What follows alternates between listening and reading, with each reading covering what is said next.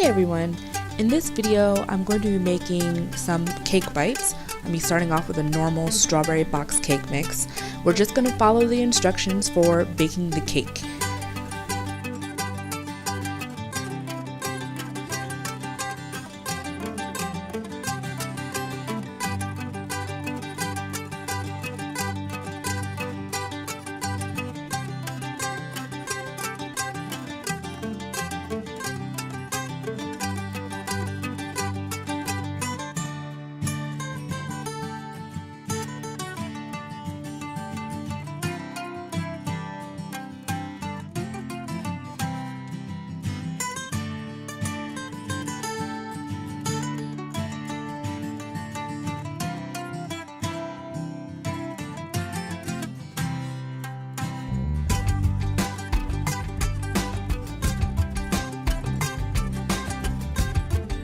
I wanted a little something extra, so I put in some frozen strawberries.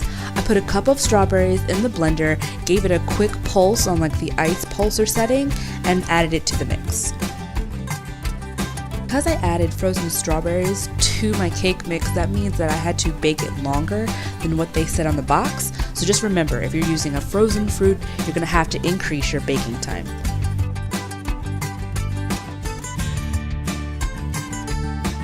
So at this point, most people are using a mixer, but you're seeing that I'm using a spoon and later on using a whisk. I'm only doing this because my mixer's on the fritz, and so I had to use a little elbow grease instead.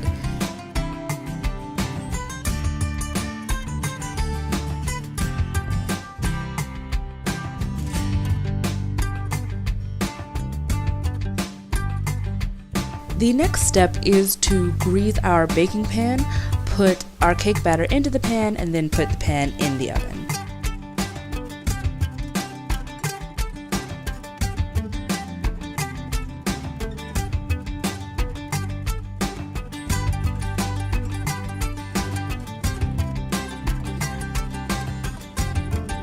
Once your cake is done baking, you're going to want to crumble it into small pieces. Before you crumble it, let the cake cool. I made that mistake, jumped the gun, and the cake was a little warm and it hurt the edges of my fingers. You can either crumble your cake by hand like I'm doing with a fork, or I even read that you can take two of the cake pieces and rub them together and they will crumble themselves. However you want to do it, just make sure that the pieces are small.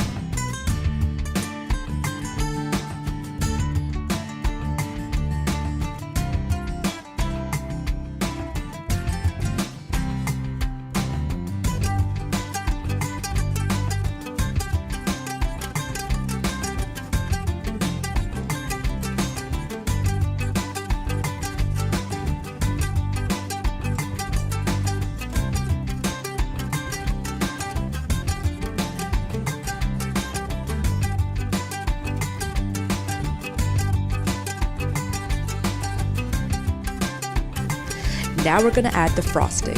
I chose a cream cheese frosting because cream cheese frosting is one of my favorites, but you can choose vanilla or whatever you like. In this recipe, I use the entire container of frosting, but if you feel that that's going to make your cake bite too sweet, you can always use less.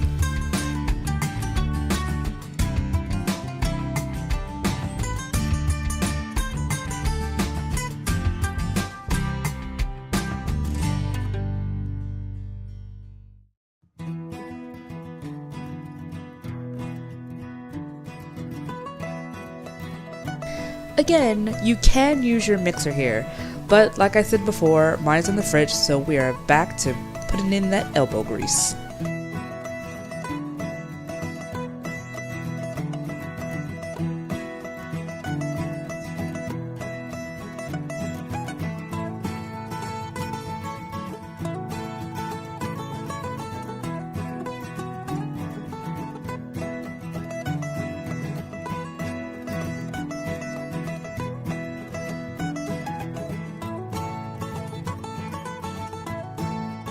Now we're going to take our cake frosting mixture and make the bites. If you want them to be a uniform size, you can always use a melon baller or you can use a mini ice cream scoop. Me personally, I just used a spoon in my hands. It was kind of like forming a meatball. It's very soft, very warm because of the cake. But I would say that while you're making the balls, in between, wash your hands, because your hands do get sticky from the frosting and it gets very hard to form the actual cake bite.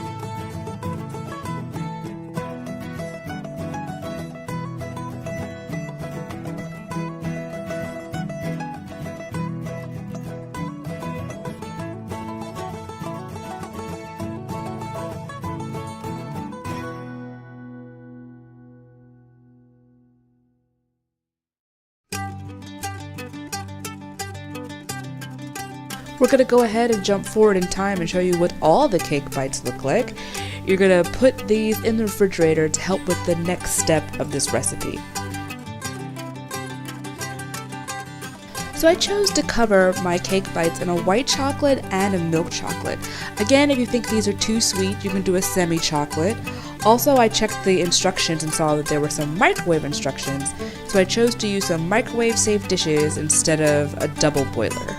So once the chocolate is melted, you take the cake bites and you put them in the respective chocolate that you wish to cover them in. Now, I read instructions that said to use a fork, but as you can see, as soon as the cake bite went in the chocolate, it wouldn't come back out with the fork. So I just kind of invented my own cake bite chocolate covering system that worked for me. So yeah, as long as it gets the job done, it gets the job done.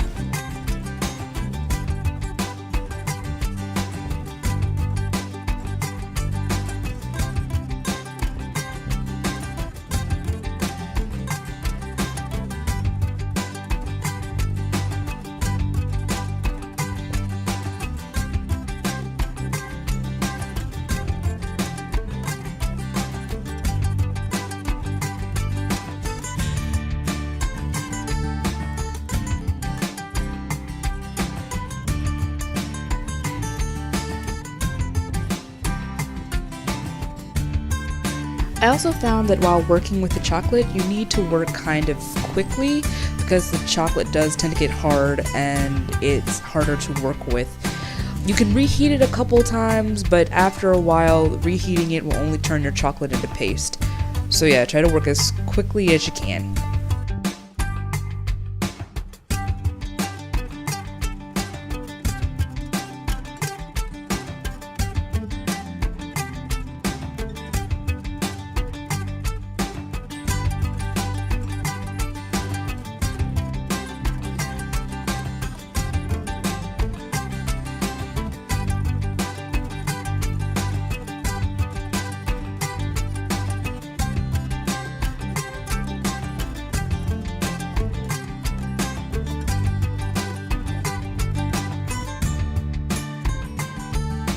Once you have finished covering your cake balls in chocolate, put them back on your cookie sheet, set them in the refrigerator, and let the chocolate harden. So there you have it, guys. We did it. We have chocolate covered strawberry cake bites. I had fun making these. I will definitely probably do them again. Thanks for watching, guys.